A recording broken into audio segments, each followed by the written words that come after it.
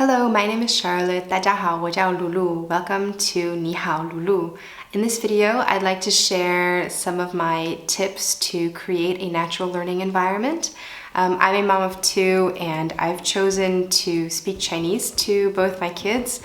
And I am learning while teaching, so there are definitely some challenges involved given I'm also speaking a minority language in a country where that language isn't even spoken.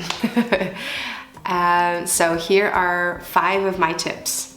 My first tip is going to be to stick to one language. It's just the one-to-one tip in the sense that one parent speaks one language. So in our case, I speak Chinese to our kids, their dad speaks English to them, and at school they speak Dutch. So they know that if they were to speak to somebody specifically, that it would always be in that same language. And that, I think, creates consistency, and it also keeps, it creates a routine that then will kind of create comfort, and it will kind of create a habit that we'll be able to stick to for in the future. And it also, I think when you form that habit, when it becomes stronger and stronger, the more you speak it, the more you kind of build upon it, it becomes harder to change too, so then it's something that you can rely on over the years. Like if I were to start switching already, I think it would be a bit weird to have to switch to another language. I think also over time, kids, they're smart, you know, they will start code switching a lot, but as long as you just keep true to that one language, they will understand that that is the one that you wish to communicate to them in. Now, my tip number 2 is outside support. Other than that one-on-one communication, I think it's really important to have other sources of that language, whether it be, you know, from family or friends, or like a babysitter that comes on a regular basis to form that sort of routine. It can also be like academic support, like going to Chinese school, which is what I did when I was young. I think it's really important to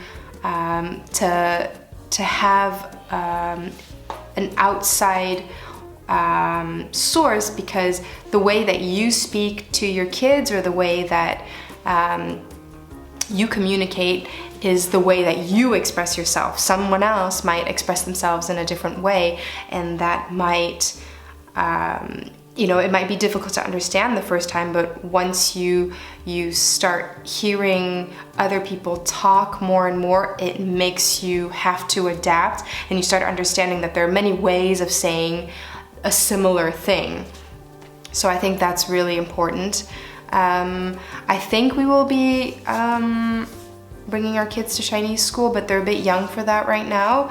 But I think that is something that we want to do in the future. But, you know, we're not there yet. So I'll keep you posted on that. Tip number 3 is adapting.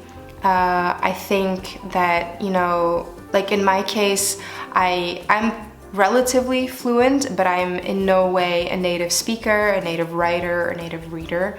I constantly feel that I need to keep like a step ahead, and the older they get, the more I need to try and find that step ahead.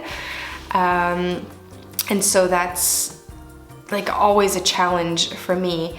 But what I do realize that you can always adapt. If you feel, for instance, that your one language is falling behind a little bit, you know, you can always implement, like strengthen your routine, you know. For instance, when I had my second, I couldn't spend as much time with my oldest as I used to. I realized that by spending a lot more time with his father, obviously his English would improve, which is also great.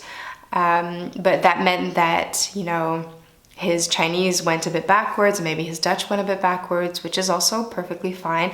But, you know, then it's kind of time to play catch up. And so whenever I would have the time, I would try to implement and kind of strengthen that routine of reading a book every single night in Chinese. And so, you know, you start liking a book, you start reading it more, you start learning new terms and new concepts and things like that. And so that definitely will help you kind of catch up. And so if you see something change, you can always adapt.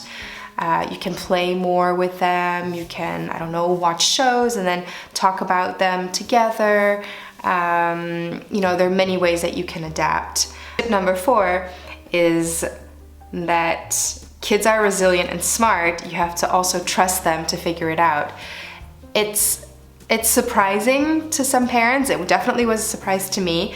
There were moments where I remember saying something to my kids or to my son like a month back that somehow pop up a month later, and that's completely unexpected. And the fun thing is that you realize that they've actually listened to you, which comes as a surprise to me.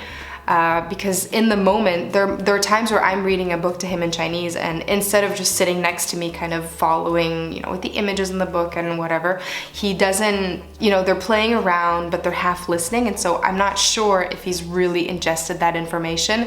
And, you know, when that stuff actually pops up a couple weeks later, or the next day, you're like, oh my God, you were actually listening. So, I mean, kids are smart, they're resilient, and they're pretty amazing in that sense, especially with learning a language. And then my tip number 5 is, my favorite tip is to create memories. There are like different events during the year, there are holidays, days that can be themed, you know, like there's seasons, there's you know, regular family holidays, whether they be, you know, from a more Asian perspective or a more Western perspective, like Christmas or Halloween or Chinese New Year's. All those events are definitely opportunities, you know, to learn a whole bunch of new terms within one theme, and those are also great memories that you can go back to, whether it's like 2 days ago, whether it's a year ago, and you can go back to and kind of just go through the terms and ask them, you know, what they thought of that day, what they saw, what they learned. And that's a great way to just create a learning environment that's very natural to everybody, because we're all involved in it anyway. Even cooking, for instance, you know, mixing your batter, talking about the ingredients and what you do, those are definitely opportunities to learn. So yeah, those are my few tips that I've kind of stuck to. They've really helped me until now. I'm still like early on, I guess, in my trajectory. But I hope that these tips also help somebody. So thank you so much for watching. I will also have a post about this and more information on nihaolulu.net. So thank you so much. Have a nice day. Bye. 再见.